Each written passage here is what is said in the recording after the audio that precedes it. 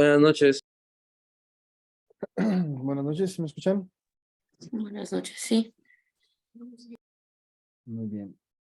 Entonces, a ver.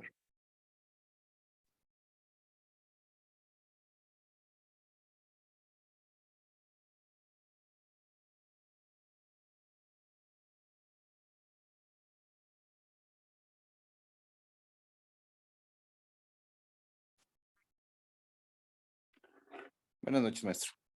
Buenas noches. Vamos a ver, déjenme abrir una hojita. El día de hoy, que es 23 de marzo, de acuerdo con el calendario de biomedicina, nos toca ver introducción al sistema respiratorio, ¿sale? Entonces vamos a ver un poquito de lo que habíamos mencionado sobre el intercambio gaseoso. Eso ya lo habíamos mencionado en algunas clases, ¿sale? Pero lo vamos a ver específicamente, cómo se lleva a cabo. Ya sabemos cuál es la función principal del oxígeno en el organismo, ¿no? ¿De qué se acuerdan que se ocupa el oxígeno en el organismo? Permitir la anabolización muscular. Mm, Más bien en general, ¿no? Para producir energía, porque Ajá. nosotros podemos utilizar los sustratos como los carbohidratos, los lípidos o en algunas condiciones también los aminoácidos de las proteínas como fuentes de energía. Pero estas fuentes de energía nos proporcionan muy poca cantidad en ausencia de oxígeno. De ahí que nosotros dividimos el metabolismo en aerobio y en anaerobio.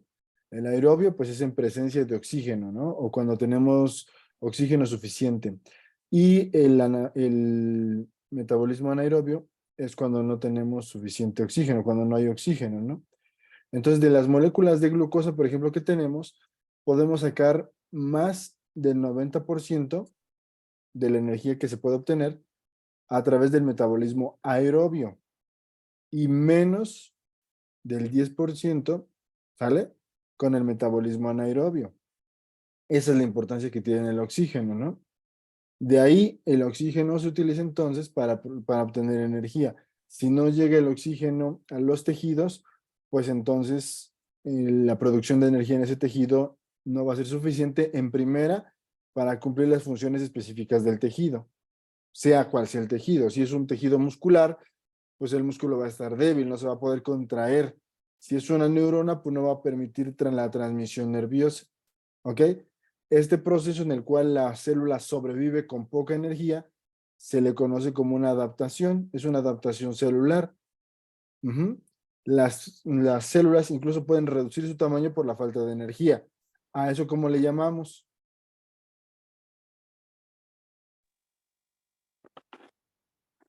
Reducción de tamaño. Ujú. De un tejido. Es la hipertrofia, profesor. Atrofia. Sí, No, sí, hipertrofia. al revés, ¿no? Eso es la atrofia. Pues, La atrofia es cuando un tejido disminuye de tamaño. Ese proceso es una adaptación, o sea, la célula disminuye su tamaño para adaptarse al ambiente adverso, o sea, un ambiente con poco oxígeno, ¿no? Pero si el estímulo nocivo, o en este caso la ausencia de oxígeno persiste, entonces el tejido puede empezar a morir por la falta de energía, ¿sale? Y cuando el tejido empieza a morir, pues también se reduce su tamaño y se le conoce como atrofia también, ¿no? O sea, la atrofia, en términos generales, es la reducción del tamaño de un tejido. Puede ser porque disminuye el tamaño de las células, pero también hay disminución de la cantidad de células porque están muriendo. ¿Ok? Claro que si no hay energía suficiente en ese tejido, o no es una suficiente producción de energía en ese tejido, pues tampoco se puede renovar. O sea, tampoco las células se pueden reproducir para sustituir los tejidos dañados. ¿Me explico? Entonces, Sí. bueno, eso es lo que vamos a ver ahorita.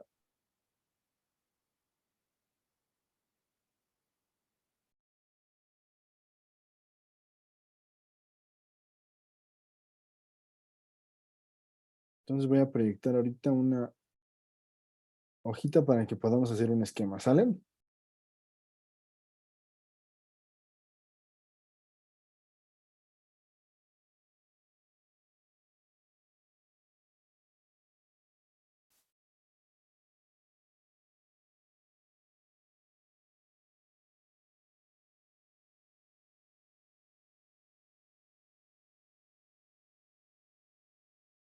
A ver, ustedes me dicen cuando se ve la pantalla. Va a ser una hoja en blanco porque vamos a utilizarla para hacer esquemas, ¿sale?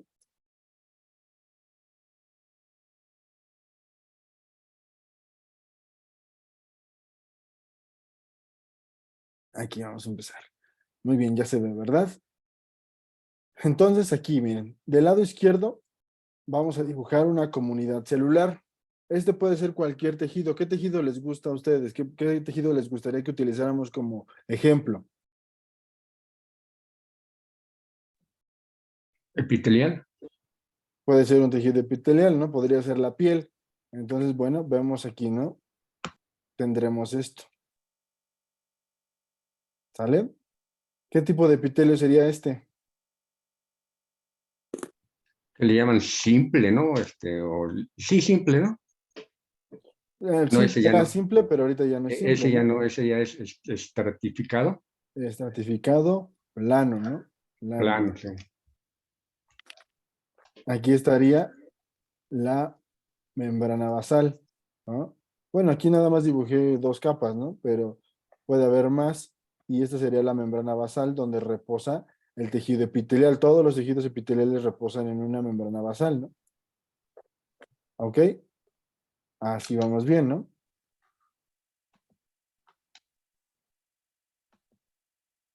¿De acuerdo? Muy bien. ¿Qué seguiría después de la membrana basal? Es un tejido conectivo, ¿no? Tejido conectivo, ¿sale? Depende del tipo de epitelio, puede ser distinto el tejido conectivo y en el mismo tejido conectivo pueden discurrir vasos sanguíneos, ¿no? De la sangre. Perfecto, aquí. Muy bien. Este es un tejido de la piel. Vamos a poner, bueno, que es un tejido epitelial.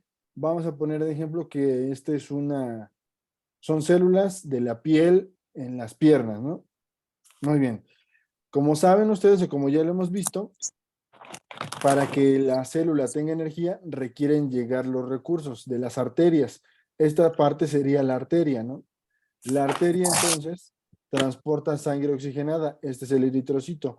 ¿Cómo se transporta el oxígeno? A través de las moléculas de hemoglobina, que vimos la clase pasada un poquito de su metabolismo, que vienen en el eritrocito. El eritrocito tiene dentro la hemoglobina. Y la hemoglobina es una molécula que se encarga de fijar los gases. ¿Ok? Pero es una fijación, vamos a llamarlo así, un tanto débil. Esta fijación débil permite la difusión de los gases. La difusión de los gases es el paso del gas, de las moléculas gaseosas, a través de las membranas celulares. No se requiere ningún transportador, ningún intermediario, como en otras moléculas. Por ejemplo, ustedes saben que el sodio puede entrar a la célula solamente a través de canales del sodio. O bien, puede salir de la célula a través de bombas sodio-potasio. ¿Sí? Pero en ningún momento el sodio puede atravesar la membrana. ¿Sí me explico? Y los gases sí pueden. Así como algunas hormonas que vimos que pueden atravesar las membranas, los gases pueden atravesar las membranas. ¿Hasta ahí vamos bien? Sí. Entonces, si hacemos un acercamiento a este eritrocito, vamos a poner como ejemplo, ¿no? Vemos una célula que está cargada de moléculas que vamos a dibujar así, como una Y, que es la hemoglobina, y con una molécula aquí de oxígeno, O2. ¿Sale? Es una unión, como les digo, un tanto débil. Entonces el oxígeno siempre se va a estar moviendo de acuerdo con la ley de los gases. ¿Cuál es la ley de los gases? Acuérdense de esta ley. Los gases se difunden o se movilizan de donde hay mayor concentración a donde hay menor concentración. ¿Sale? Esto siempre sucede en todos los aspectos físicos de los gases. ¿Sale? Por ejemplo, yo siempre les pongo el ejemplo de un globito, ¿no? Si ustedes aquí tienen un globito desinflado, así, ¿no? Pues no pasa nada porque no hay gas, pero si ustedes lo empiezan a inflar, hacen esto y lo amarran, ¿ok? Los gases, ¿por qué el globo se mantiene inflado? Porque los gases siempre están buscando, son moléculas moviéndose de forma aleatoria buscando una fuga o buscando de donde hay menos a donde hay más. En este momento la concentración de gases dentro del globo es superior a la del ambiente. Por lo tanto, los gases están haciendo esto. Las moléculas del gas, ¿no? Obviamente esto sucede con todas las moléculas, que son millones y millones, ¿no? Están rebotando constantemente con las paredes del globo. No hay una forma en que salgan y eso mantiene el globo inflado. ¿Me explico? Sí. Hagan de cuenta que son pequeñas moléculas que están empujando la pared del globo todo el tiempo, ¿no? Rebotando de un lado a otro. Si nosotros abrimos el globo o deshacemos el nudo del globo, pues entonces todo el gas va a salir. ¿Por qué? Aunque parezca, bueno, más bien es aleatorio, es un movimiento aleatorio, pero todo esto al estar rebotando va a terminar saliendo. Sale todos los gases. ¿Sí queda claro esto? Sí, maestro. Muy bien. Entonces recuerden esto, ¿no? Los gases se movilizan de donde hay mayor concentración a donde hay menor concentración. Aquí se supone, bueno, ya en teoría, el oxígeno se está utilizando constantemente por las células para producir energía. Energía para cumplir sus necesidades metabólicas. ¿Para qué utilizamos energía? Bueno, para que una célula epitelial, por ejemplo, utilizaría energía. Para su metabolismo. Para su metabolismo, pero bueno, el metabolismo es para producir energía. Esa energía se produce en forma de ATP. ¿Para qué estas células epiteliales utilizarían ATP? Para apoyar el mantenimiento de la temperatura. Más o menos. Pero acuérdense de las funciones del ATP dentro de la célula. ¿Cuáles son las funciones del ATP dentro de la célula? Bueno, es el transporte de sustancias Ajá, a través de la membrana. perfecto, muy bien. Entonces, ajá, Son tres funciones especiales, ¿no? Bueno, ya con la primera que dije está bien. Ya. así es, ¿no? Entonces, por el simple hecho de mantener su membrana, necesita energía. Y también para la función de síntesis, que es otra función del epitelio, ¿no? ¿Qué sintetiza el epitelio? Pues el epitelio, por ejemplo, de la piel es queratinizado, entonces necesita sintetizar queratina. Necesita sintetizar material genético en caso de que alguna célula muera. Supongamos que se muere esta célula, pues se tiene que reemplazar desde aquí abajo. Esta célulita se reproduce y la célula, y bueno, empiezan a empujar las células hacia el siguiente nivel. Esta célula muerta descama. Bueno, ya no debería tener núcleo, ¿no? Simplemente descama y se va, se muere, ¿no? Es cuando ustedes se rascan las manos, por ejemplo, y ven que tienen como pellejitos o que tienen como, pues, escamas, ¿no? Por la sequedad misma de cuando utilizan, se lavan las manos, utilizan jabón o por el mismo clima. Son células muertas que se van, descamando, ¿no? Pero para poder sustituir la célula que muere, necesitamos energía para sintetizar todas las moléculas que componen una nueva célula, material genético, fosfolípidos, proteínas, etcétera, etcétera, etcétera. Cosas que ya vimos, ¿ok?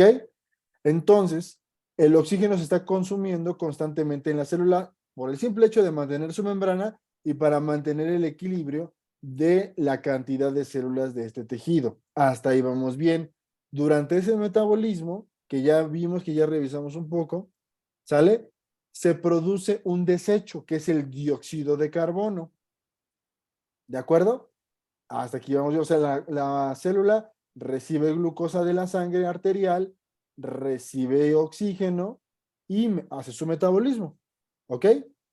Después de que obtiene energía, se produce como desecho dióxido de carbono, CO2, que también como el oxígeno tiene la capacidad de difundir a través de las membranas celulares. ¿Sale? ¿Hasta ahí vamos bien? Ese CO2 se va a ir a cuerpos venosos. Primero a la sangre, así en este caso sería la sangre venosa, y después se fija de igual manera que el oxígeno a la molécula de hemoglobina. Pero si se recuerdan, la molécula de hemoglobina ya soltó el oxígeno, por lo tanto se quedó libre. Entonces ahora la hemoglobina nos va a servir para transportar el dióxido de carbono. Entonces nosotros siempre de forma representativa dibujamos a las venas o las coloreamos azules para dar a entender que aquí ya estamos hablando de sangre venosa, que no, en realidad no se continúa, ¿no? Más bien sería una vena que recoge todos estos desechos. Dióxido de carbono. Por eso hay que entender que, bueno, esto también viene en el eritrocito, ¿no? Porque los pacientes a todo les llaman venas, ¿no? No, recuerden que nuestro sistema circulatorio se compone de venas, de arterias y de linfa, ¿no? De vasos linfáticos también. ¿Ok? Entonces, ¿qué tiene que pasar? Bueno, a través de las venas se recoge el dióxido de carbono para llevarlo de nuevo ¿a dónde? A los bronquios para intercambio gaseoso. Sí, A a los los pulmones. bronquios, pero nos faltan pasos importantes, ¿no? Vamos a dibujar todo el esquema para que se acuerden también. Esto, ahorita estamos hablando de células en la piel de las piernas, ¿no? Dijimos, todas estas venas van a terminar juntándose en una gran vena que es la vena cava inferior. ¿Sale?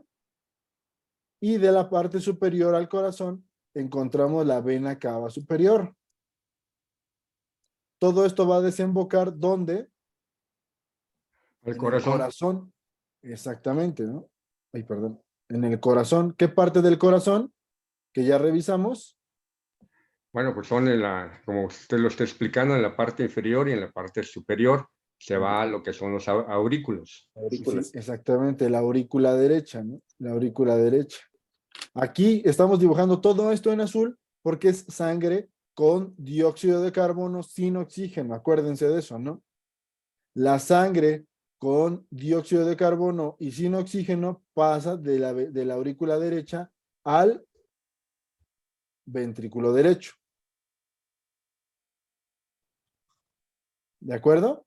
Y la sangre con dióxido de carbono sin oxígeno pasa directamente del ventrículo derecho a las arterias pulmonares, que como ya les había dicho, es una excepción a la regla, ¿sí? De que las arterias transportan sangre oxigenada y las venas transportan sangre desoxigenada. Aquí en este caso, una arteria, la arteria pulmonar, está transportando sangre desoxigenada y cargada de dióxido de carbono. ¿Estamos bien hasta aquí? Sí. Muy bien, borramos esto. ¿Ok? Entonces en el pulmón va a pasar la situación inversa, ¿no? Llega aquí el vaso sanguíneo, la arteria pulmonar se va ramificando y nos topamos con los alvéolos pulmonares. ¿Qué células conforman el alvéolo pulmonar? Lo vamos a dibujar aquí en amarillo. No, es que si no se ve este. Voy a cambiar el color. Lo vamos a dibujar, entonces es que no quiero dibujarlo verde porque verde es la linfa. Lo vamos a dibujar, pues negro, negro, ¿sale? Negro. A ver, entonces un alvéolo pulmonar es más o menos esto, ¿así?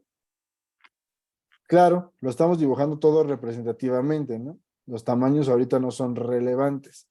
Entonces, ¿qué células componen un alvéolo pulmonar? Pues vienen siendo las células epiteliales pulmonares, ¿no?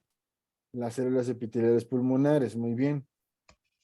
¿Qué otro nombre se le conocen a las células epiteliales pulmonares?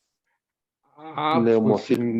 neumocitos, Neumocitos. tipo 1 y tipo 2. Y los neumocitos tenemos tipo 1 y tipo 2. Los tipo 1 se encargan del intercambio gaseoso y los tipo 2 se encargan de producir un factor surfactante que evita el colapso por la tensión superficial del agua del alvéolo, ¿no? Hasta aquí vamos bien. Estos serían los neumocitos tipo 1. Y los neumocitos tipo 2 son un poquito más cúbicos. Esto es un epitelio plano, ¿no? Un neumocito tipo 2 podría ser así.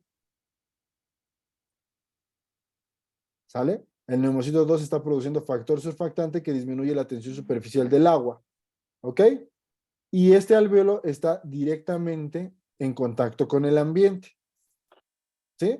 O sea, con el ambiente me refiero a que con el árbol bronquial, con la tráquea y con la vía respiratoria. Entonces, cuando ustedes meten aire, inhalan, están inflando los alvéolos. Bueno, los pulmones que están compuestos de alvéolos se inflan. En sentido literal, se llenan de gas, gases del ambiente. ¿Ok? Muy bien. Recuerden que aquí llegaron entonces los eritrocitos con su hemoglobina cargados de dióxido de carbono. Les pregunto yo, en este momento que los eritrocitos llegan al alveolo, ¿dónde encontramos más dióxido de carbono y más oxígeno? Bueno, en el alveolo hay más oxígeno y en la vena pues viene siendo más dióxido de carbono, profesor. Más dióxido de carbono, exactamente, ¿no? Entonces, por ley de los gases, ¿qué va a pasar? Lo que usted ya había explicado, la ley de los gases de mayor pasa al que tiene menor y viceversa. Así es. Entonces va a pasar exactamente lo mismo que vimos en el tejido, pero en los alveolos. ¿Sale? Ahora, aquí también es importante mencionar que esto de aquí que voy a señalar, esto es la membrana alveolo-capilar, esto. Y se compone de 3 cosas, anótenlo, ¿no? El epitelio alveolar.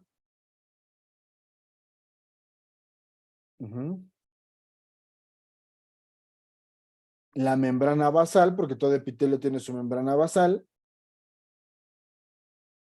Y el endotelio capilar.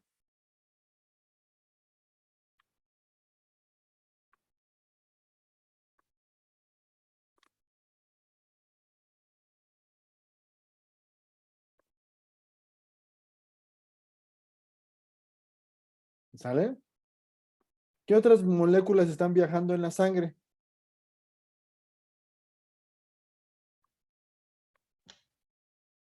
Sodio, Sodio, claro. potasio, Pues potasio. Potasio, cloro, electrolitos y también algo muy importante, agua, agua y las proteínas. ajá, Ajá. El la alveolo globulina. también, sí, exactamente, ¿no? Las Y proteínas plasmáticas como la albúmina. Acuérdense que la albúmina genera una presión coloidosmótica. El alveolo también tiene un intersticio que guarda una regulación, que guarda un equilibrio, ¿no? Entonces, esto nada más es para recordar la función de las proteínas. Cuando las proteínas, ¿sale? Llegan a faltar por insuficiencia hepática o enfermedad renal o por desnutrición importante, entonces se pierde este equilibrio y el agua del vaso sanguíneo puede difundir hacia los alveolos. ¿Ok? A eso se le conoce como edema pulmonar. No sé si han escuchado el término de edema pulmonar. Sí. Perfecto. Ahí está la explicación de por qué, ¿no? Los pacientes con enfermedad renal pueden terminar literalmente ahogados, ¿no? Por sus mismos fluidos, porque no se ha perdido el equilibrio de Starling, porque orinan proteínas de la sangre. Por lo tanto, se va perdiendo la albúmina, se va perdiendo la presión coloidosmótica del plasma y se va edematizando el paciente en forma generalizada. El edema en los pulmones, pues así se llama, ¿no? Edema pulmonar. ¿De acuerdo? Oiga, profesor, sí he visto algunos casos de algunas personas ya mayores que tienen ese problema de que dicen, tienen agua en los pulmones y de alguna u otra forma van a un hospital y les quitan esa agua en el pulmón. Homeopáticamente, ¿qué sería bueno recetar para que esa agua de los pulmones se salga? Sí, tenemos algunos medicamentos, depende de la causa del edema, ¿no? Y también depende de por los síntomas del paciente. Pero, por ejemplo, tenemos medicamentos muy importantes del edema, como digitalis purpúrea, tenemos apocinum e incluso apis mellífica. Entonces, Ok. igual que en cualquier otra patología, tendremos que ver los síntomas y los signos del paciente, ¿no? Para saber qué medicamento darle, pero sí tenemos medicamentos para el edema. ¿Ok? Sobre todo, bueno, cuando los pacientes llegan a estar así de graves, pues pueden buscar alguna alternativa. Como yo les he comentado, o sea, yo en situaciones tan graves como la enfermedad renal o una insuficiencia hepática que llega a un edema pulmonar, normalmente la condición del paciente es muy grave, ¿no? Se puede ayudar al paciente, el paciente puede mejorar, también depende de su estilo de vida, Ajá, pero yo lo que no le recomiendo es que se garantice pues que el paciente se va a recuperar porque le podemos dar una falsa esperanza en una condición que ya lleva mucho tiempo de evolución, ¿sale? Que puede mejorar, sí puede mejorar y se puede sentir mejor el paciente también, ¿no? Pero de eso a que nosotros podamos asegurarle que se puede curar de ese problema, no se lo recomendaría tanto porque depende de muchos factores, no nada más del medicamento homeopático. Depende también de que identifiquemos la causa de la enfermedad renal, que identifiquemos la causa de la insuficiencia hepática y la podamos contrarrestar, ¿no? Esto de los medicamentos en general es pues es una ventaja y desventaja, ¿no? Porque los medicamentos están diseñados para aliviar a los pacientes, puede ser para curar a los pacientes en algunos casos, pero siempre lo menciono, ¿no? O sea, el paciente provoca sus enfermedades, el paciente inconscientemente se enferma solito. Si nosotros no le explicamos al paciente qué lo está enfermando y el paciente no está dispuesto a cambiarlo, aunque le demos el mejor medicamento homeopático, alopático, acupuntura, etcétera, etcétera, pues el paciente nunca va a mejorar, ¿no? Es como un paciente que tiene dolor en el codo, ¿no? Y el paciente, vamos a decir, ¿no? Es tenista, tiene codo de tenista. Y le damos medicamento homeopático, le damos arnica montana, le damos rustoxicodendron, le damos brionía, le damos ruta graveolens. El paciente se va a mejorar, eso es un hecho. O le podemos dar un antiinflamatorio, le podemos dar un piroxicam, meloxicam, diclofenaco. Va a mejorar, o sea, el medicamento le va a ayudar, pero si el paciente sigue haciendo su actividad sin precauciones, sin fortalecimiento, abusa, cae en excesos de actividad, pues se va a seguir lastimando, ¿me explico? Como en la diabetes. Si nosotros tenemos un paciente con hiperglucemia, bueno, con diabetes, y le damos un medicamento homeopático, le damos isigium, le damos fosforicum acidum, le damos fósforus, le damos brionía, podría ser, ¿no? Y el paciente mejora, ¿no? O si, insulino, ¿no? El paciente mejora. Pero si el paciente al sentirse mejor empieza a comer nuevamente carbohidratos, pues es lo mismo, ¿no? O sea, cuando yo les digo que el medicamento homeopático es excelente, pero no es suficiente, ajá, contra el estilo de vida del paciente. Ningún medicamento lo es. ¿De acuerdo? Ok, gracias. Afortunadamente, lo que sí podemos lograr es que el paciente sea más consciente, ¿no? O que también el medicamento homeopático contrarresta otro factor importante de enfermedad, que es el estrés, ¿no? El paciente, bueno, al tomar el medicamento homeopático, tiene mayor capacidad de controlar el nivel de estrés, porque son las funciones que tiene el medicamento homeopático también. Recuerden que el medicamento también actúa a nivel sensorial, ¿sale? Entonces, muy bien. En este momento del alveolo, el dióxido de carbono difunde hacia afuera, primero de la sangre, que tiene mayor concentración de dióxido de carbono, hacia el alveolo, que tiene menor concentración de dióxido de carbono. En este momento cambiarán las concentraciones. Habrá mayor cantidad de dióxido de carbono en el alveolo que en el ambiente que el paciente está respirando. ¿Sí? Entonces el dióxido de carbono va a salir en la exhalación. Perfecto. Y lo contrario va a suceder con el oxígeno. En este momento que la molécula de hemoglobina se desprendió del dióxido de carbono, se va a empezar a cargar de oxígeno porque el oxígeno va a difundir de donde hay mayor concentración hacia donde hay menos concentración. Entonces, oxígeno va a haber mayor concentración en el ambiente, ¿sale? Y luego en los alveolos y luego en la sangre, que pues la sangre no tiene, ¿no? Cargando nuevamente a los eritrocitos y a sus moléculas de hemoglobina de oxígeno. ¿Hasta aquí vamos bien? ¿Alguna duda o pregunta? No, maestro. ¿Seguro? ¿Sí está quedando claro? Sí. Ahora, ¿qué va a pasar? La sangre oxigenada se recoge ahora con excepción a la regla, como si fuera aquí, ¿no? Como si fuera el tejido, ¿en qué? En las arterias. En las venas. O sea, Acuérdense que oxi- es la excepción a la regla. Venas pulmonares. Ah, sí. ¿De acuerdo? ¿Y las venas pulmonares hacia dónde se dirigen? Al corazón, a la aurícula, ¿qué? Derecho, Izquierdo. izquierdo, izquierdo. Aurícula izquierda. ¿Sale? Y de aquí al ventrículo izquierdo.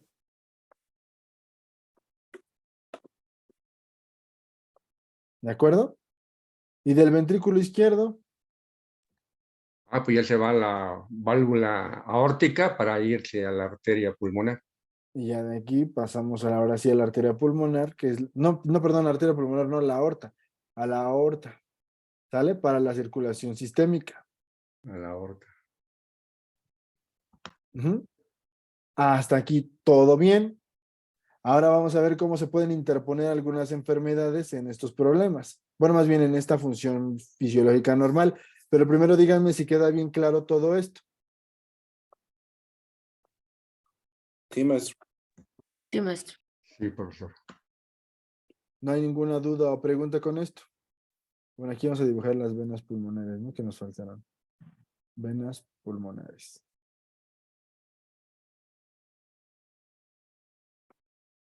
¿Dudas, preguntas?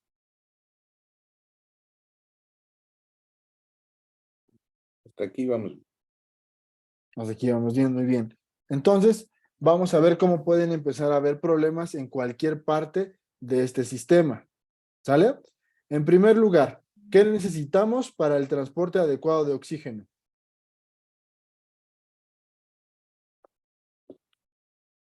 ¿Qué necesitamos? ¿Pero en qué parte, profesor? Pues, en donde ustedes quieran. ¿Qué necesitamos? ¿Qué nos ayuda a transportar el oxígeno? La hemoglobina. Exactamente, ¿no? Empezaremos por la hemoglobina. Sin moléculas de hemoglobina, ujú, entonces no vamos a tener moléculas que transporten el oxígeno. Entonces, por más que el oxígeno quiera entrar y difunda hacia la sangre de los alvéolos, pues no va a poder cargar las moléculas de hemoglobina. ¿Sale? Entonces, eso se le conoce como anemia. ¿Ok? La disminución de las moléculas de hemoglobina lo vemos en una biometría hemática. Recuerden, para los hombres, 13 miligramos sobre decilitro de hemoglobina es normal. Ya menos de 13 ya no es normal, ya es una anemia para un hombre. Y para una mujer es de 12. ¿Sale? Hasta aquí vamos bien. Sí. Muy bien.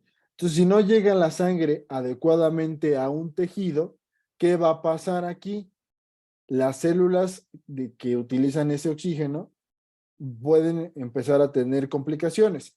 La primera complicación se le conoce como hipoxia. ¿Ok? La hipoxia es la disminución de oxígeno en un tejido. A diferencia de la hipoxemia. La hipoxemia sería la disminución de oxígeno en la sangre. Hipoxemia. ¿De acuerdo? Si no llega en las moléculas de hemoglobina porque no hay y no llega el oxígeno, pues entonces estas células van a tener dificultades para obtener energía. La energía que se necesitaba para mantener las membranas celulares y para mantener la cantidad de células estable en este tejido, pues va a empezar a repercutir. ¿Cómo? Primero, se pierden las funciones celulares. ¿Qué funciones celulares lleva a cabo la piel? Pues las funciones de protección, ya no va a haber renovación celular y el paciente puede empezar a tener piel escamosa, piel seca, ¿no? Por la misma anemia. Puede tener debilidad, si estamos hablando de un tejido muscular, puede tener debilidad muscular, sentirse cansado, ¿sí? ¿Qué más podríamos encontrar en un paciente con anemia? Hipotensión, desmayos, mareos, Puede haber desmayos. ¿Por qué puede haber desmayos? falta de oxígeno Falta de oxígeno, ¿dónde? Ya en las neuronas, en ¿no? sí, en el cerebro. En el cerebro, muy bien. ¿Qué más? Mareos, pues también por lo mismo. Palidez, ¿no? Bueno, y también el color azuloso. Bueno, Ujú. Sí, el color azuloso quiere decir que está aumentando la cantidad de dióxido de carbono. Sí, los colores de la sangre también son importantes. La sangre oxigenada es de un color rojo brillante, ¿sale? O rojo clarito, como el que tenemos aquí en pantalla, ¿no? Y la sangre venosa, pues no es azul, es una sangre rojo oscuro, ¿sale? Como vino, ¿ok? De ese tono. Entonces, la coloración de la sangre depende de la cantidad de oxígeno o de dióxido de carbono. Entre menos oxígeno haya, más azuloso se puede llegar a ver un tejido. Y entre más oxigenado esté un tejido, más rojo se puede ver por las moléculas de hemoglobina y el oxígeno. A donde se movilice la hemoglobina y el oxígeno, se va a tornar rojo el tejido. Ujú. Como por ejemplo cuando hay inflamación, ¿no? Ya lo vimos, cuando hay un tejido inflamado, entonces vemos cómo se puede poner rojo, ¿no? ¿Por qué? Pues porque también llega sangre, llegan eritrocitos, llega hemoglobina, llega oxígeno. ¿De acuerdo? Y la coloración azul de los tejidos se le conoce como cianosis. Entonces, por ejemplo, la cianosis es muy evidente en la mucosa oral y también en las uñas de las manos. Ustedes lo pueden ver en un paciente que tiene las manos, las uñitas azules, eso es cianosis de las extremidades, como lo que vemos en pulsatila, ¿no? en el caso de telangiectasias o varices, también cianóticas, pulsatila también sería muy, muy correcto. Ujú, se puede utilizar, aunque también tenemos otros medicamentos para las varices, ¿no? Ok. De ese color muy azuloso, muy así como moradito, la quesis también puede sernos útil. Y mencionan un tema también importante, ¿no?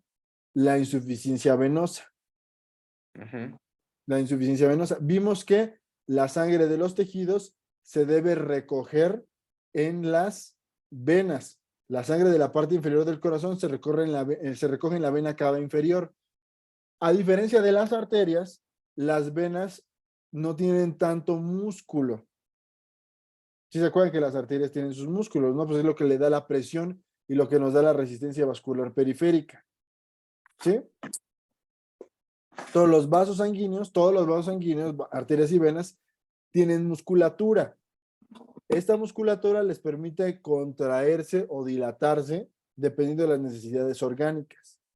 A eso se le conoce como vasodilatación, vasoconstricción. ¿Sí? Entonces, hasta aquí vamos bien, ¿no? Tenemos sustancias, acuérdense, vasoconstrictoras, vasodilatadoras. ¿Dónde actúan estas? En los músculos de las arterias y de las venas. Las arterias tienen una capa muscular más gruesa y obviamente más fuerte que las de las venas. La circulación venosa de los miembros inferiores depende en gran medida de la masa muscular de las piernas. Durante actividades con las piernas como las caminatas, se contraen los músculos de las piernas y eso favorece la circulación. ¿Sí?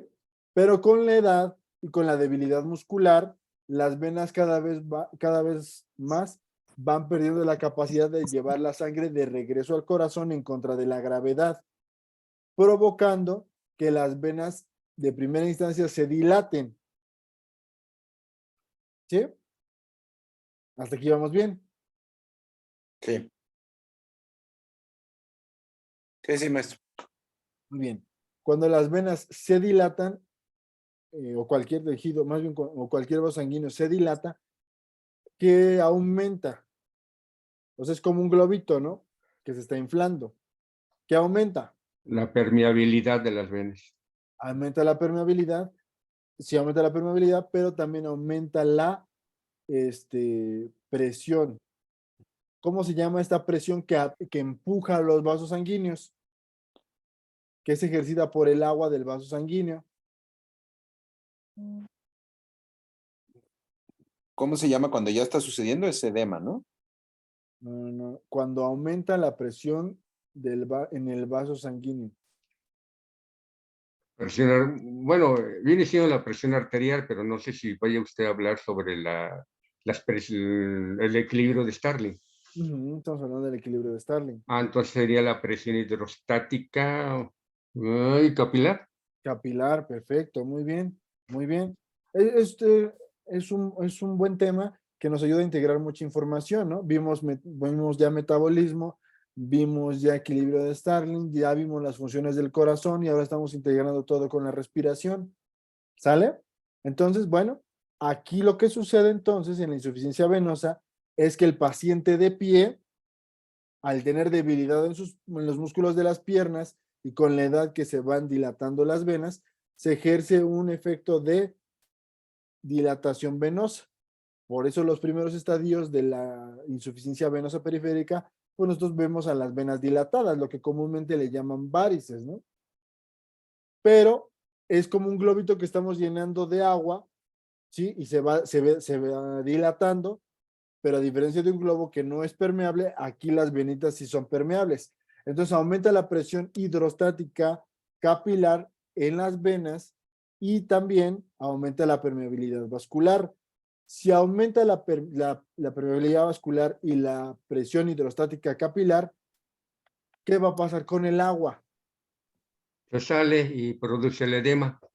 Perfecto, muy bien. Entonces, como bien lo mencionan, el agua sale del vaso sanguíneo y ocupa el intersticio de la piel. Eso se le conoce como edema. Nosotros vemos que ya en las fases, pues vamos a decir intermedias de la insuficiencia venosa, el paciente empieza a hincharse. ¿De dónde? De los pies. De los pies. Es un edema localizado. ¿Sale?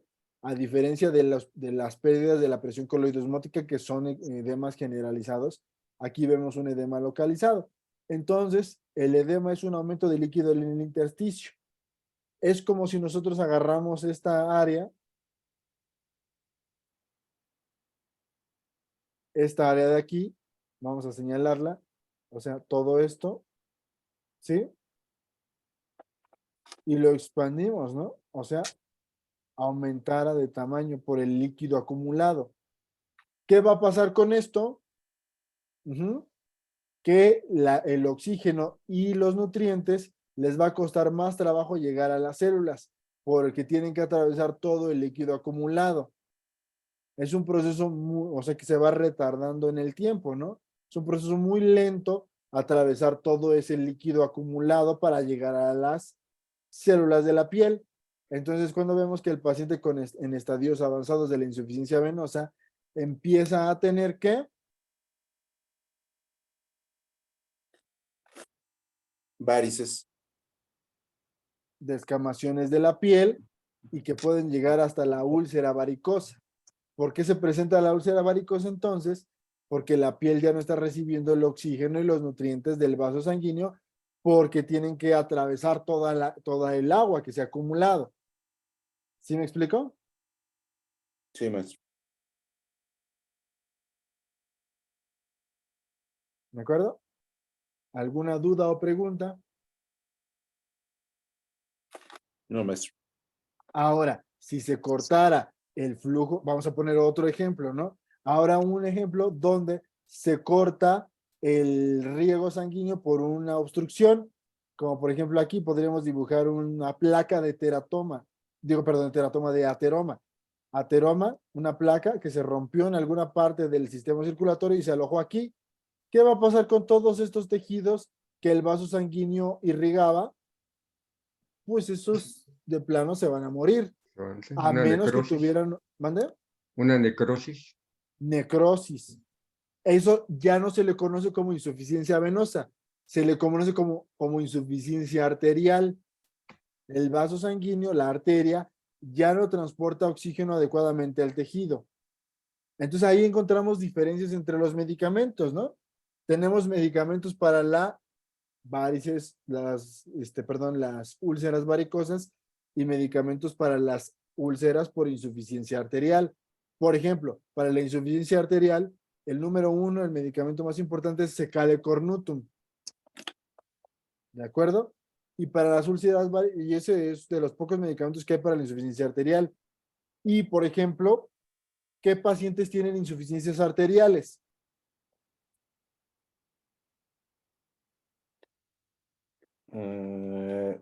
Pues los que tienen arteriosclerosis, ¿no? Sí, y también, bueno, y parte de eso también es el síndrome metabólico junto con la diabetes, ¿no? Ujú. La diabetes, el paciente tiene insuficiencia arterial porque la hiperglucemia va dañando los vasos sanguíneos. Entonces, ¿qué pasa?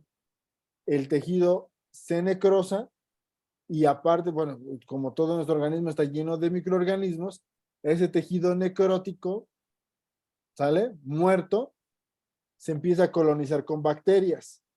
Y uno puede decir, ah, bueno, pues está bien, pero pues mi sistema inmunológico las puede matar, ¿no? Pues no, porque ¿cómo llega el sistema inmunológico? Normalmente.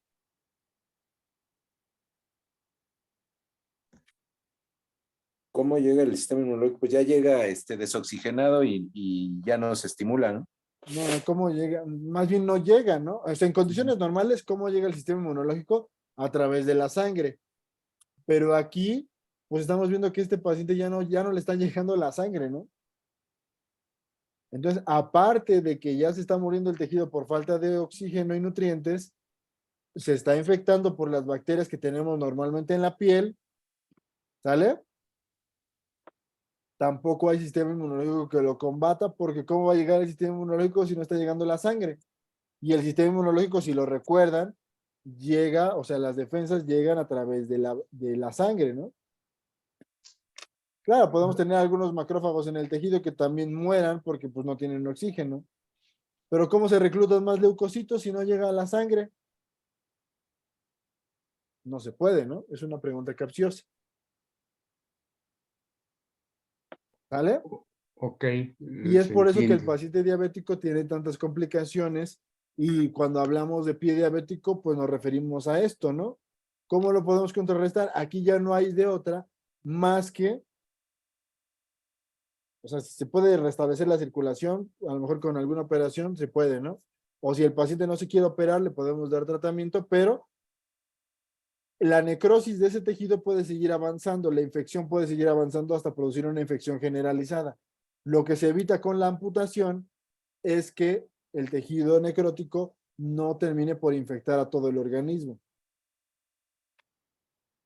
¿Sí queda claro? En el caso de, por ejemplo, Aesculus es para insuficiencia venosa, entonces. Venosa, ese es. Aesculus hipocastaneum. Ujú.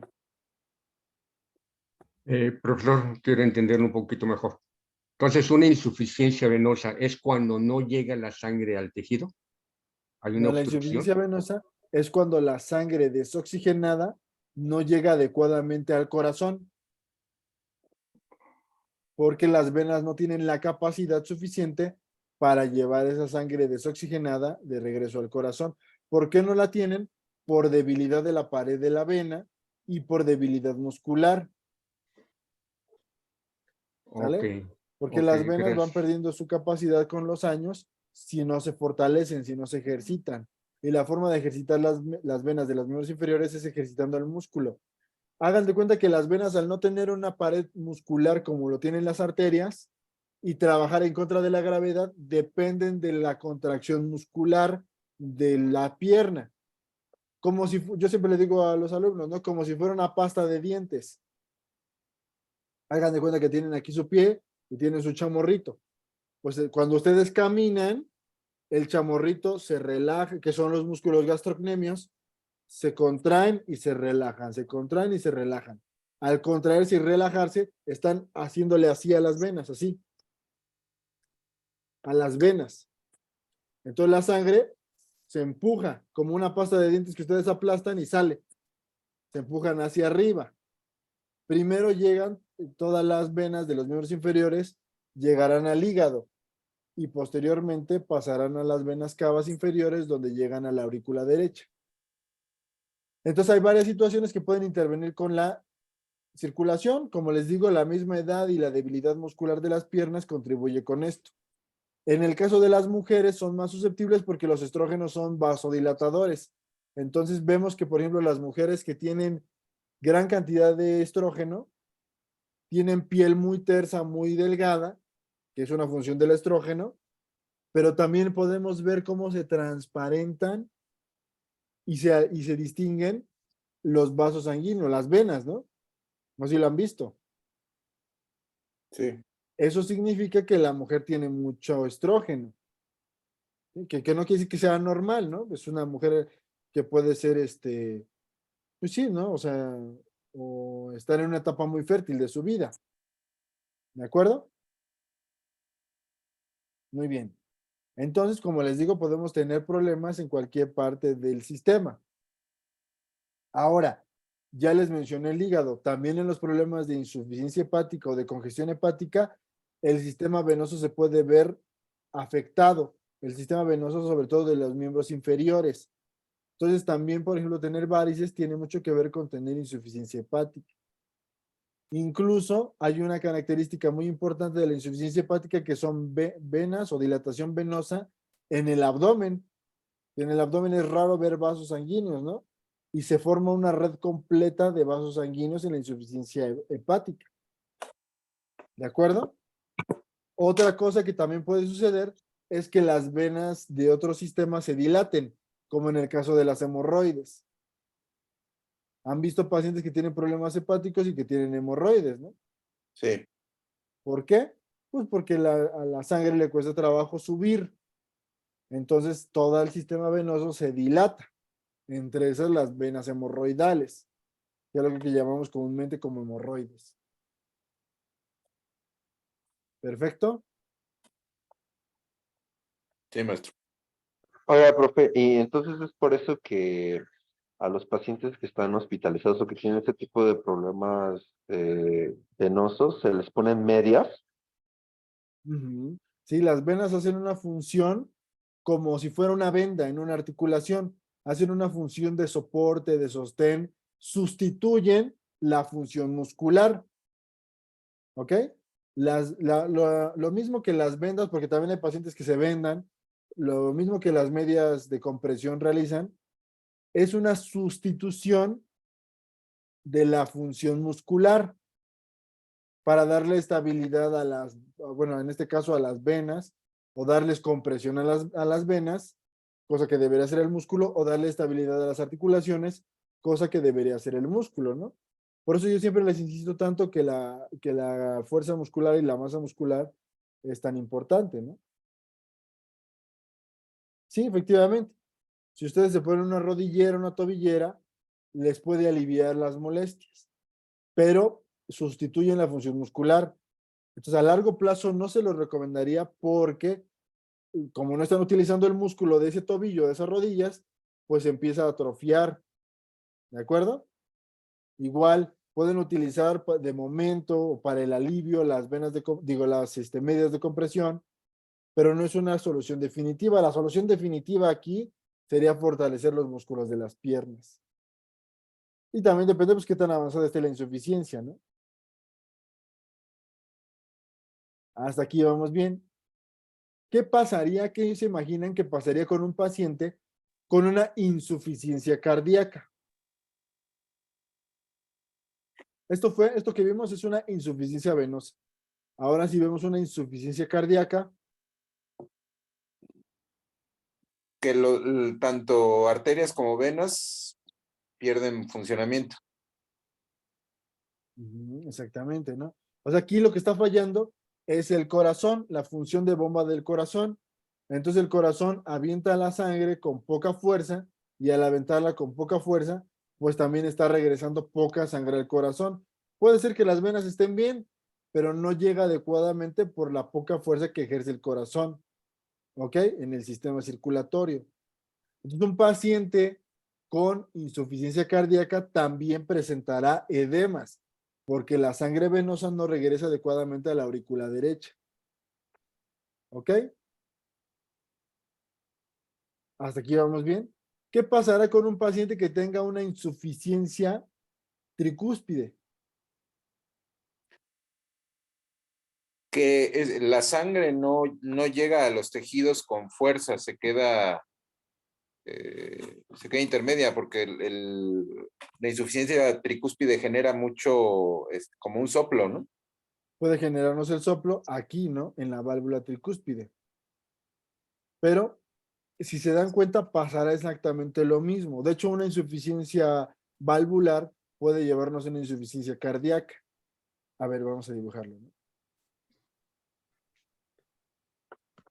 Son cosas que prácticamente estamos repasando. ¿Ok? ¿Cuál sería la válvula tricúspide? Esta, ¿no? Entonces, si es Válvula. una insuficiencia, no, perdón, se los dije mal, más bien sería una estenosis. Una estenosis, entonces la sangre que está regresando a la aurícula derecha no está atravesando bien hacia el ventrículo derecho. Por lo tanto, la sangre se empieza a acumular en todo el sistema venoso. ¿Se dan cuenta? Ujú. Hasta aquí vamos bien. ¿Qué pasará en una estenosis de la pulmonar? Que sería esta válvula de aquí. Pues empieza a acumular la sangre en el ventrículo derecho. Dilatación del ventrículo derecho, dilatación de la aurícula derecha y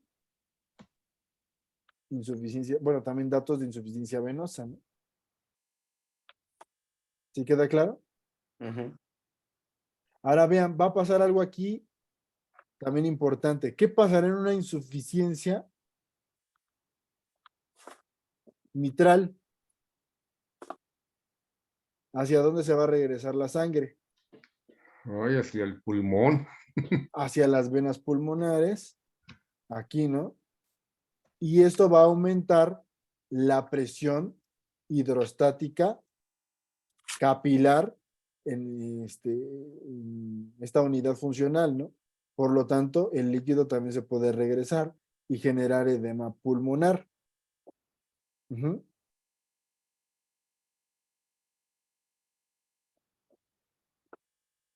¿Hasta aquí vamos bien? Sí. Ok, muy bien. ¿Y qué más? Entonces, en una insuficiencia aórtica, pues podemos tener lo mismo, ¿no? Dilatación del ventrículo izquierdo, dilatación de la aurícula izquierda, ¿sale? Bueno, aumento de la presión hidrostática en las venas pulmonares y edema pulmonar. El edema pulmonar, claro que es como si el paciente se estuviera ahogando, va a intervenir con la oxigenación del tejido. ¿De acuerdo? ¿Queda claro hasta aquí? Ahora ya nada más nos faltaría ver o hablar de las enfermedades. Esto, vean, todo esto fue del aparato circulatorio y vean cómo se junta con lo que estamos viendo de respiratorio. Pero también puede haber restricciones en la llegada de oxígeno al alveolo.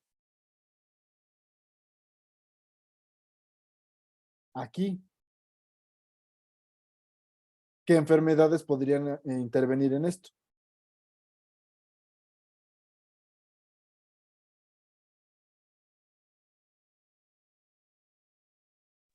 ¿Dónde lo está marcando? Yo no lo alcanzo a ver. Aquí en negro. Bueno, lo ponemos en otro color. Ah, Morado. ok. Aquí. El problema aquí está. No está llegando adecuadamente el aire al alveolo. ¿En qué enfermedades lo podemos ver? En el EPOC. Muy poco. En el EPOC es una, muy importante, muy bien, donde se van perdiendo alveolos y también se va perdiendo la estructura respiratoria en general, ¿no? Se pueden afectar los bronquios, el tejido muerto se sustituye por fibrosis. Ujú. ¿Qué más? En el enfisema y en la angina de pecho.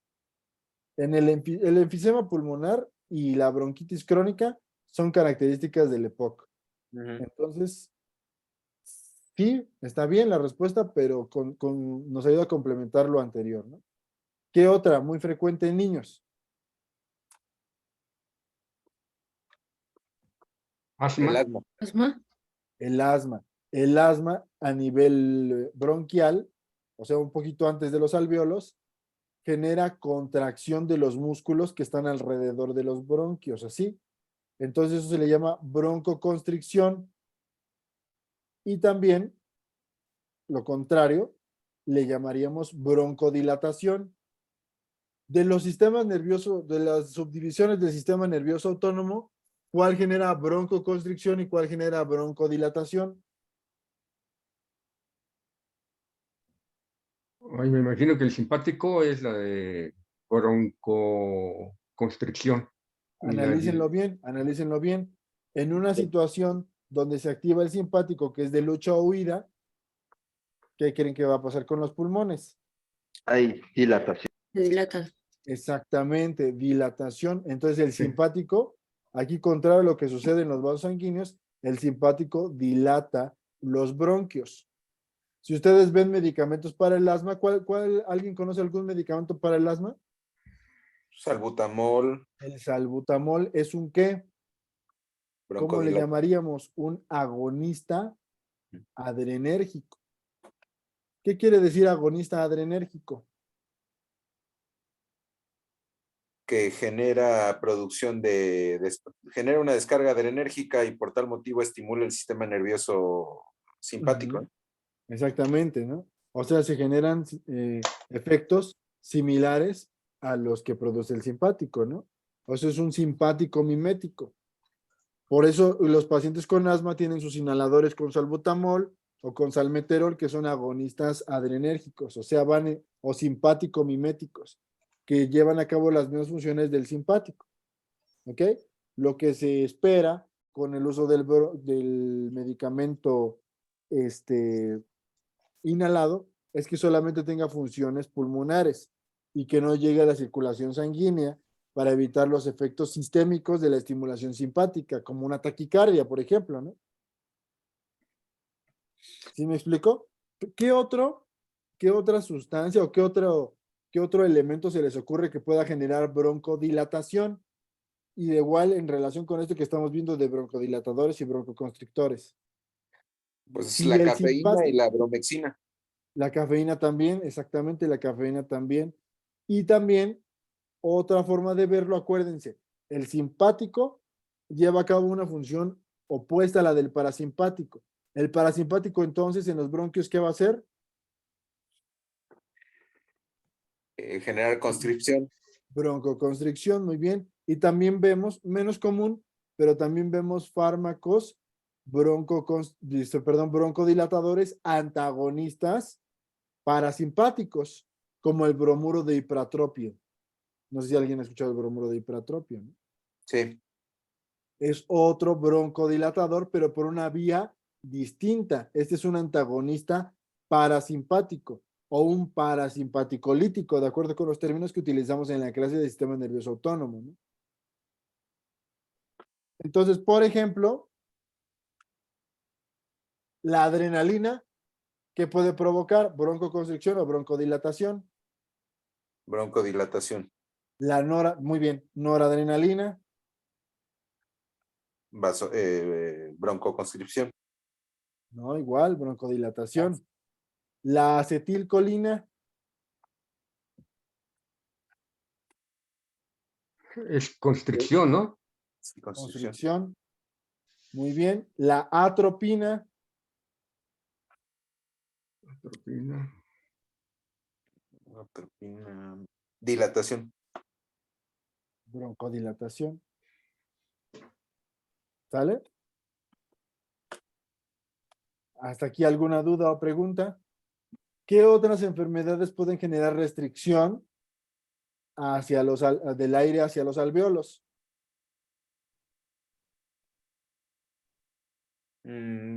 Procesos alérgicos, un choque anafiláctico. ¿Sí? Las alergias también pueden provocarlo porque se cierra la vía respiratoria. Pero también otra cosa que nos falta mencionar son, y muy común, las infecciones. Las infecciones generan inflamación de la vía respiratoria y la inflamación cierra la luz. Puede llegar a cerrar la luz bronquial, ¿sale? O sea, la luz bronquial sería como un túnel, ¿no? O sea, el túnel por dentro es luz, así le llamamos en todos los tubos del organismo, ¿no? O en la luz del tubo digestivo, por ejemplo. Bueno, la luz del tubo, digo, del aparato respiratorio se puede ver cerrada por la inflamación, pero también pasa algo distinto. En las infecciones, para combatirlas, se produce mucho moco, mucha secreción. Y las secreciones también pueden obstruir la vía respiratoria. Es cuando el paciente tiene flemas, ¿no? Y si nosotros lo vemos en una radiografía, todo el aire del pulmón es sustituido por elementos sólidos, como pueden ser bueno, sólidos medio viscosos, como pueden ser las flemas, las secreciones de las infecciones, ¿no? A ese proceso se le llama consolidación y lo podemos ver en una radiografía. Veremos radiografías más adelante, ¿no? Pero bueno, en términos generales, recuerden que una radiografía se analiza por densidades. Lo más bien, perdón, mejor dicho, lo menos denso se ve negro y lo más denso, que es el metal, se ve blanco. Esos son los dos extremos. Aire, negro y metal blanco. De ahí en más, podemos ver densidades intermedias. Por ejemplo, el siguiente punto o la siguiente densidad superior al aire sería la secreción, que se puede ver como opaca, como si fuera una radiografía que la estuviera despulida, como si tuvieran un rayón en su carro, así se puede ver, ¿no? ¿Qué más podemos encontrar también en una radiografía? Densidad del hueso, que es inferior a la densidad del metal. ¿Sí me explico? O sea, es lo que vemos en una radiografía, densidades. Entonces, un pulmón en una radiografía lo veríamos, si fuera puro aire, lo veríamos completamente oscuro, así, ¿no? Todo esto sería negro.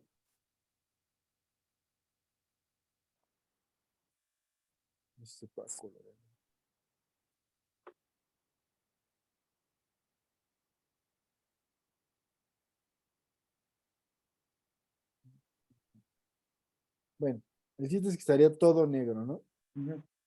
Un pulmón normal, así. Y un pulmón que tiene elementos sólidos por una infección, por un aumento de la secreción, se le considera o se le llama consolidación, consolidado.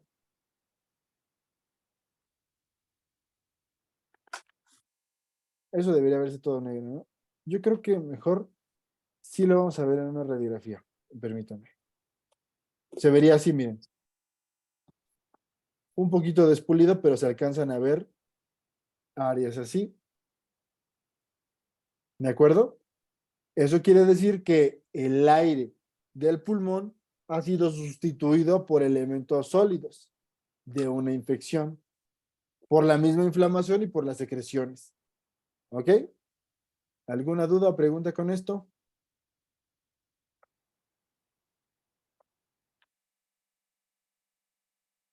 En el caso de un pulmón ya con porcentaje limitado de funcionamiento, también cambia, ¿no? En la placa. También puede cambiar una... Sí, depende de la enfermedad, ¿no? Ahora también, o sea, uno puede decir, bueno, pues entre más aire tenga el pulmón, entre más negro y oscuro se vea, es mejor. Pues no, porque también hay enfermedades donde el aire se acumula y le cuesta más trabajo salir. De hecho, es algo que podemos ver en el EPOC y en el asma. Entonces ahí, al contrario, veremos una área pulmonar muy amplia en el asma o sea, todo negro, ¿no? O sea, es puro aire. ¿De acuerdo?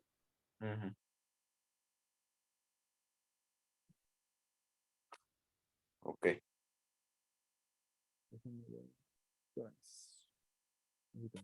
A ver, permítame un segundo para traerles una radiografía de un momento.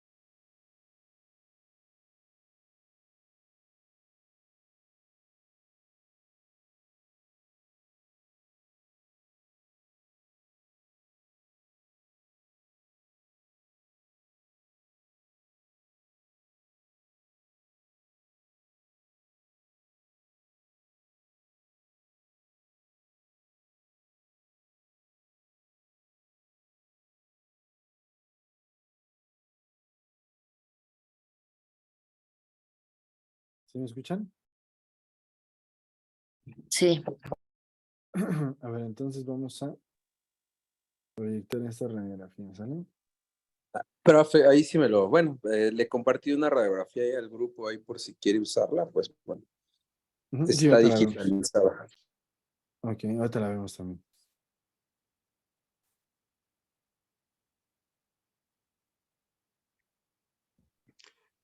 Profesor, ¿el asma se cura? Mm, Pues a lo que llamamos curación, que el paciente mantenga su estado de bienestar biopsicosocial, sí, ¿sale? Es una enfermedad que sí se puede curar, ¿de acuerdo? También depende este, pues sí, del tratamiento que se le dé al paciente y del estilo de vida. También el asma está muy en relación con factores psicosociales, ¿no? Entonces eso también influye. Bueno, sí, en términos generales sí, sí se puede curar. ¿Los alveolos se pueden amolar cuando alguna persona tiene asma?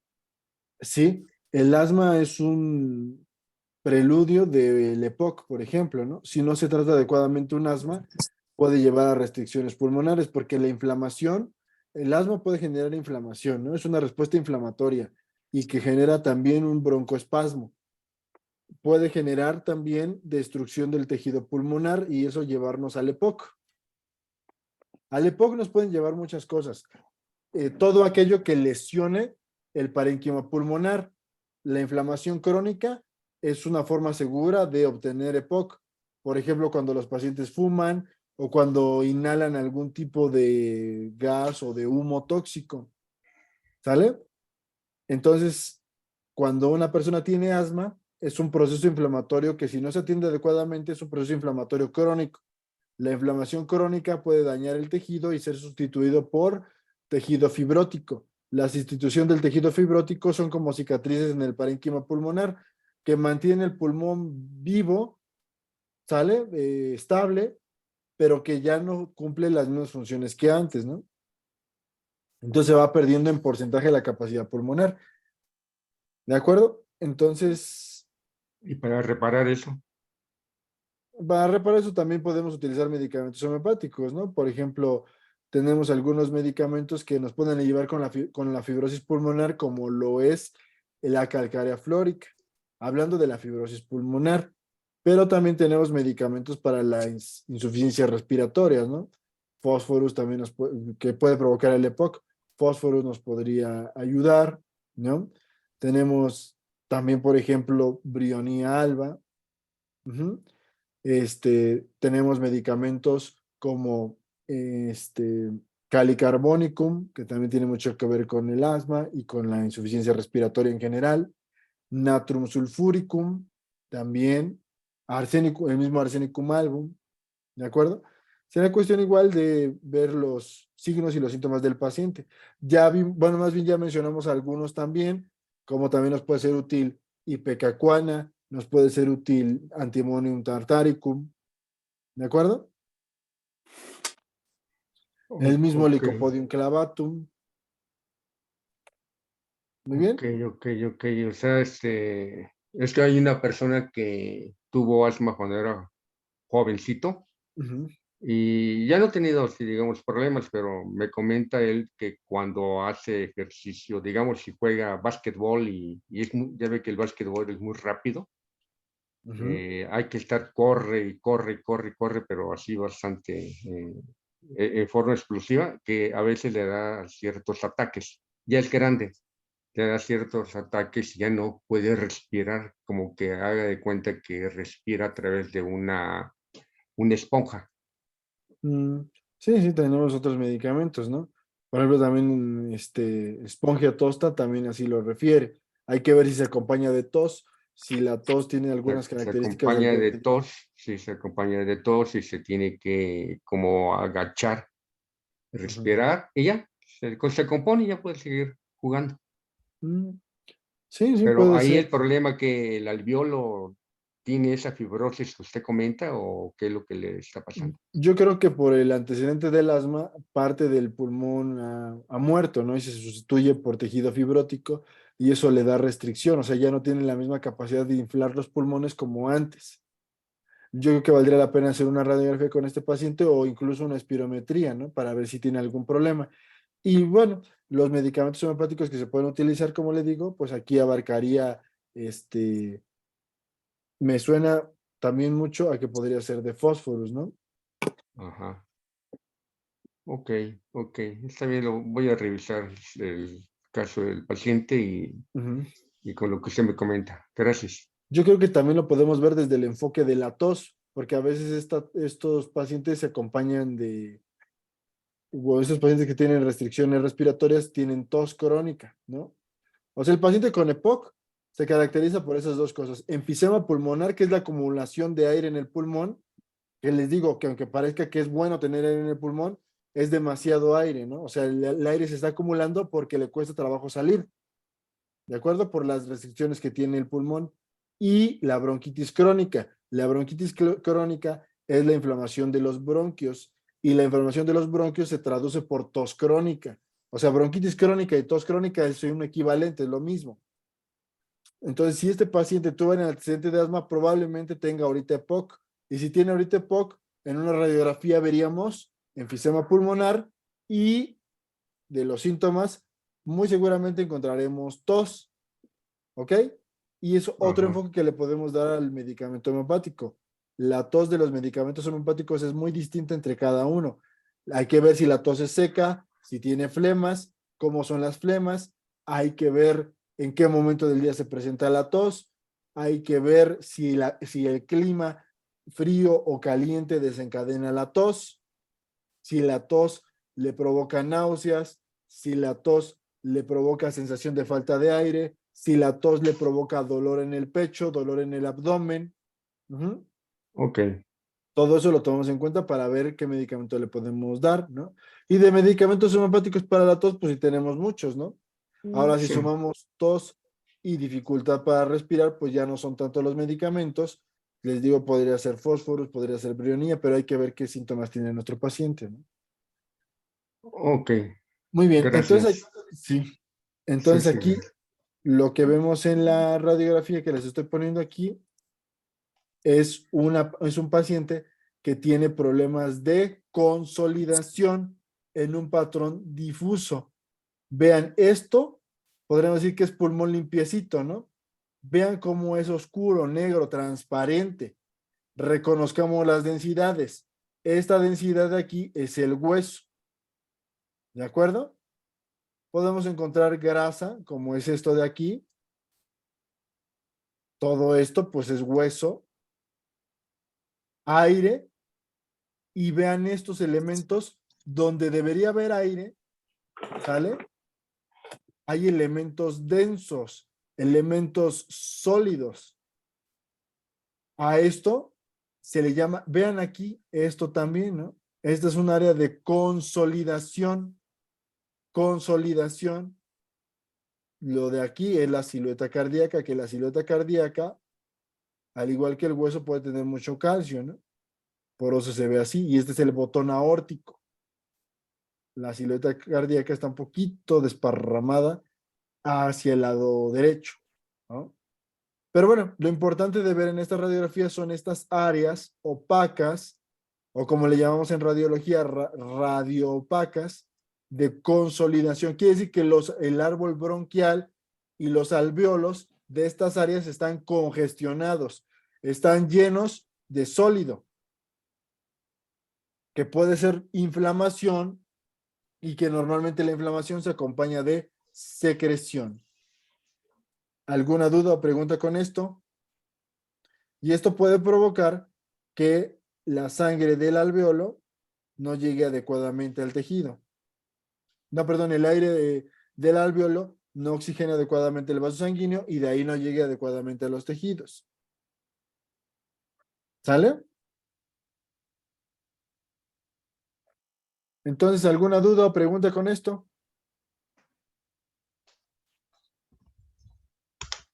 Bien, maestro. ¿Dudas, Bien. preguntas? ¿Sí queda claro? Sí. Sí. Sí, Entonces, cuando nosotros hablamos de la función respiratoria, tenemos que hablar también parte de la función respiratoria y de la función sanguínea, ¿no? Todos los sistemas se complementan unos con otros. Por eso es que muchas veces no es que no le demos importancia, ¿no? Pero como médicos homeópatas vemos a los pacientes de forma integral. Nuestro pensamiento choca mucho con el de las especialidades, ¿no? Por ejemplo, vemos neumólogos, vemos cardiólogos, pero es complicado ver a un paciente separado, ¿no? Es un paciente, no podemos ver un paciente, a ver, yo te voy a ver lo de tu corazón y lo del pulmón lo ves con el neumólogo, o ver lo de la sangre con el hematólogo, pero lo del pulmón con el neumólogo. O sea, eso es algo complicado porque el organismo trabaja junto, ¿de acuerdo? Entonces nosotros tratamos de ver al paciente de una forma más integral, además del modelo humanístico que nosotros manejamos, ¿no? Eso es lo que nos diferencia. ¿Ok? Entonces, bueno, si no hay más dudas o preguntas, vamos a dejar la clase del día de hoy hasta aquí. Ya les mandé la tarea del foro, ¿verdad? De este mes. Si no, de todos modos, tenemos clase de foro, no, perdón, de todavía este mes, la siguiente semana, ¿no? Me parece. Entonces, bueno, Si no hay más dudas o preguntas, ¿Para cuándo es la clase de la próxima semana o en esta semana? creo que es para el Viernes, próximo jueves. Ajá. Jueves sí, sería la última clase de este mes, ¿no? La del 30 de marzo. ¿De qué sería? Mm, a ver, vamos a ver la malla. Es en relación con lo que vimos la última clase también. ¿En qué cuatrimestre estamos? Cuarto. Están ustedes en el cuarto. Para el tercer mes todavía nos tocaría, métodos y técnicas de la entrevista homeopática.